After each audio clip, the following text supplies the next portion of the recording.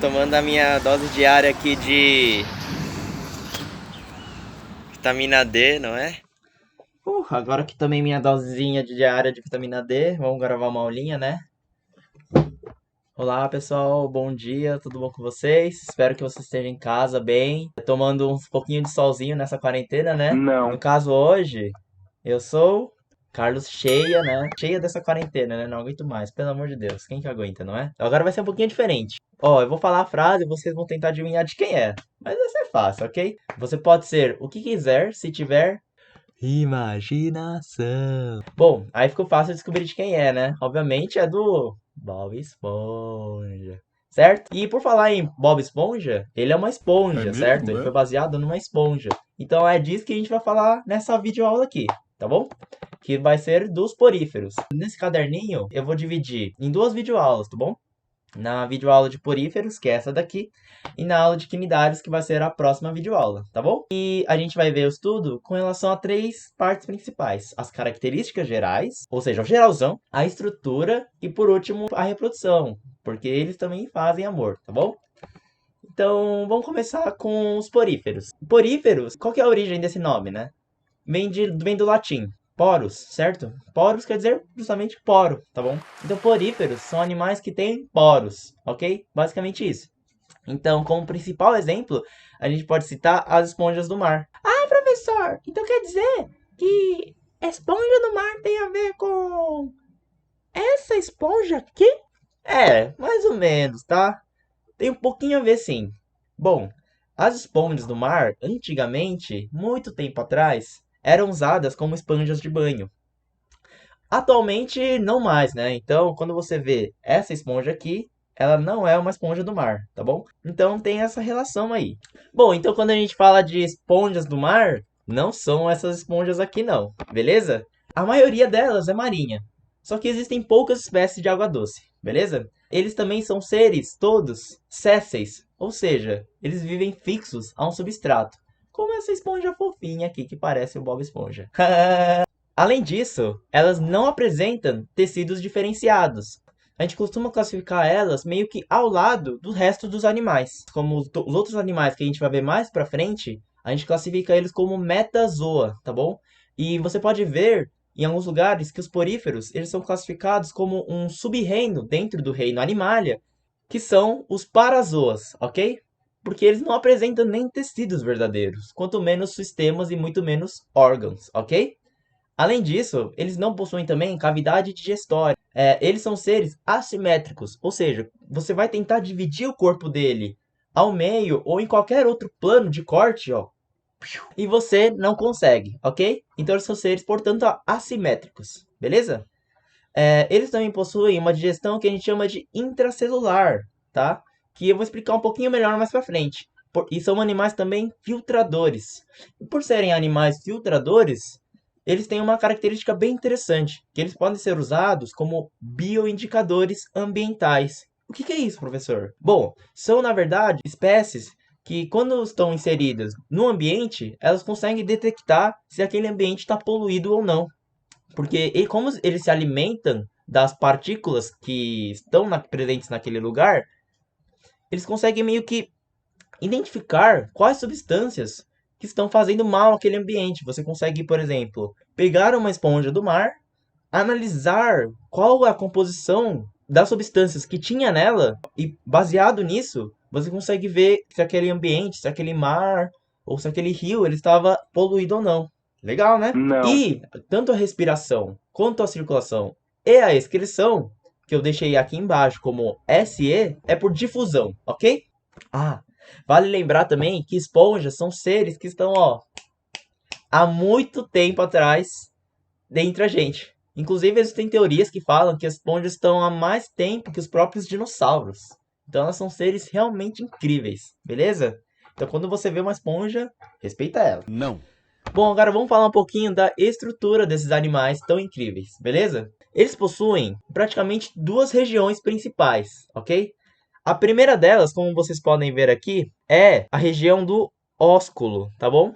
Ósculo é então essa abertura superior que existe numa esponja. Ósculo também pode significar beijo, ó.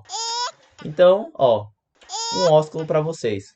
Um beijo pra vocês, beleza? Pra todo mundo aí que tá me acompanhando. Forte, guerreiro, guerreira, beleza? Tamo junto, Maquivest. Então, possui o ósculo e também possui dentro uma cavidade, que a gente chama de espongiocele. Então, esponja, cela, buraco, cavidade. Então, espongiocela é a cavidade da esponja, ok? É esse espaço que tem no meio delas.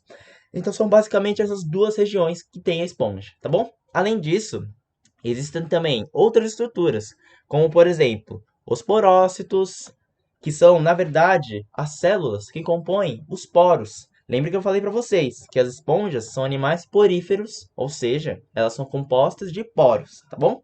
Então, os porócitos formam esses poros, ok? E tem como função permitir a entrada de água dentro dessa esponja, ok? Como é que essa esponja se alimenta, então? Ela tá lá de boas. Você é uma esponjinha aqui. Oi, eu sou uma esponja. Então vai entrando água dentro da esponja. E à medida que vai entrando água dentro da esponja, vai saindo pelo ósculo, certo? Então é esse fluxo aqui, ó. Vem entrando água aqui e sai água por cima do ósculo aqui, tá bom? E essa água vai carregar alimentos para ela, né? Como protozoários, fitoplânctons, enfim. E essa água trazendo alimento vai entrar pelos poros, que contêm os porócitos, e vai sair pelo ósculo, ok? Bom, que mais outras estruturas tem na esponja? Tem também os pinacócitos, tá bom? Pinacócitos são células que revestem externamente a nossa esponja, beleza? Existe também dentro dela, dentro do corpo dela, uma massa assim, ó. Eita porra. E dentro dessa massa possui várias células que a gente chama de amebócitos. Ameba, lembra disso, né? Então são células bem com formato de ameba, né? Por isso esse nome. E elas são células totipotentes, ou seja, elas podem virar os outros tipos de célula, tá bom? Podem virar os pinacócitos, podem virar os porócitos, dependendo aí da demanda, tá bom? E essa massa gosmenta no meio do organismo da esponja, a gente chama de mesoílo, ok? E por último, a palavra-chave, a célula mais importante quando a gente fala de esponja, tá? São os chamados coanócitos, que a gente vai falar um pouquinho melhor mais pra frente, tá bom? Mas que basicamente ajudam em duas coisas. Em manter o fluxo da água, porque na verdade esses coanócitos são células flageladas. Eles batem os flagelos e nesse batimento desses flagelos que provoca o movimento da água, tá bom? E também os coanócitos ajudam na digestão dos alimentos, beleza? Como eu tinha falado para vocês, que é intracelular. Outra imagem, né, para revisar o que a gente acabou de ver, né, para fixar melhor o conteúdo. Então, ó, rapidinho, os poros que permitem essa entrada de água, tá bom? Temos também os pinacócitos, que realizam o revestimento externo da nossa esponja, certo? As duas regiões, que são o ósculo, nessa região superior da esponja, né? Onde acontece a saída dessa água, e também o átrio ou espongiocele, que é essa cavidade interna dentro da esponja, tá bom? E no meio da estrutura dessa esponja, tem também aqui a mesoíla, contendo os amebócitos, que são as células totipotentes, né? E elas ajudam também em tudo, tá bom? Elas são uma espécie de faz-tudo para as esponjas, beleza? E por último, as espículas, certo? E essas espículas são o que dá uma sustentação para o corpo da esponja, ok? Fazendo com que elas consigam ficar paradinhas assim, ó. Show de bola, beleza?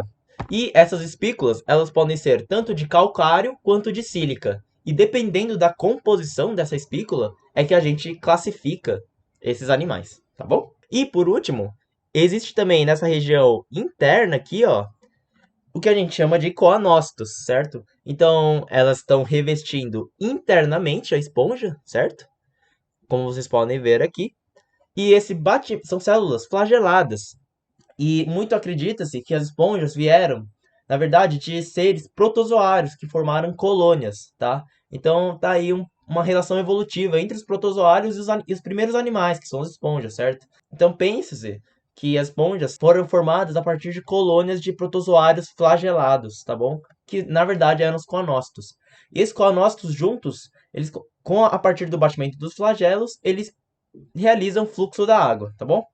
Então, ó, quando falou em poríferos, 99% das questões do vestibular vai cobrar sobre o coanócito, que são as principais estruturas das esponjas. Por isso você não pode esquecer. Pensou em porífero? pensou em coanócito. Beleza? Assim. Pessoal, ó, vou dar um macete aqui pra vocês, beleza? Legal. Poríferos, ó, por. E qual palavra suja que vocês lembram quando eu falo pra vocês de por? Vocês lembram de... Certo? Vocês lembram de... Ah, aqui não pode falar palavrão, né? Ah, tudo bem então. Serve como porcaria, ok? Poríferos, porcaria. Lembra porcaria. E é só lembrar assim, que poríferos não tem porcaria nenhuma, certo? Então eu vou perguntar. Poríferos têm cavidade digestória? Não, porque poríferos não têm porcaria nenhuma. Poríferos têm sistema nervoso? Não, porque poríferos não têm porcaria nenhuma. Poríferos têm tecidos diferenciados? Não, porque poríferos não têm nenhuma, certo? Então é só lembrar assim, fica fácil, né? Então agora a gente vai estudar esse coanócito tão importante, né? Então, relembrando, ela se realiza então digestão intracelular, ou seja, acontece dentro da célula, mais especificamente da célula que é o coanócito, certo? Como eu tinha falado para vocês, eles possuem esse flagelo aqui, que a partir da movimentação dele, que permite o fluxo da água e consequentemente leva o alimento até as células, ok? A água está acompanhando aqui o flagelo, certo? E ela está conectada aqui a um amebócito. Belezinha? Show de bola? E para finalizar a nossa aula, a gente vai falar da reprodução, porque esponjas também se amam, tá bom? Bom, quando a gente fala em reprodução, existem basicamente dois tipos de formas, certo? Vamos lembrar, a assexuada, que não envolve a troca de gametas, e a sexuada. Quando a gente fala na esponja, a principal forma é a assexuada. E dessa assexuada podem ser três. Pode ser por brotamento, ela gera o que a gente chama de broto, e desse broto sai uma outra esponja que cai na superfície marinha, né? E forma uma outra esponja, tá bom? Existe também a regeneração. Tem uma esponja aqui. Se você corta ela, ai, vai doer. Sim, dói mesmo. Ela vai se desmanchar e nesse pedaço que foi cortado, quando ele é depositado no substrato, no fundo marinho, cresce uma outra esponja, tá bom? Então, ela tem esse poder regenerativo, ok? E por último, a gemulação. Que lembra quando a gente tinha falado das bactérias, dos protozoários, que existia a formação de esporos, a esporulação, que são formas de resistência. Então, essa gemulação é a mesma ideia, tá? Eles formam o que a gente chama de gêmulas. E essas gêmulas, elas são formas de resistência também, ok? Elas são liberadas quando a situação tá preta, tá bom? Literalmente preta, ok? Então elas formam uma espécie de gêmula. E quando o ambiente está favorável para o crescimento delas, elas vão crescer de novo, beleza? E pode ter uma outra forma de reprodução também, que é a sexuada. O macho vai lá, encontra a fêmea e juntos formam um zigoto. E depois desse zigoto, eles formam uma larva, tá? Que a gente chama de anfiblástula, ok? E então a gente chama esse desenvolvimento de desenvolvimento indireto. Bom, agora, toda vez que eu falar para vocês de desenvolvimento indireto, de agora e daqui para frente, eu quero dizer que existe nela um estágio larval. E essa larva que se chama justamente anfiblástula, nos casos dos poríferos, beleza? A maioria dos poríferos são monóicos, hermafroditas, ou seja, não há diferenciação entre os dois sexos. Mas existem algumas espécies que realizam a reprodução sexuada, que são dioicas, ok? Bom, por enquanto a parte de poríferos é isso. Agora a gente vai para nossa próxima videoaula, que são os quinidários. Então não sai daí, hein?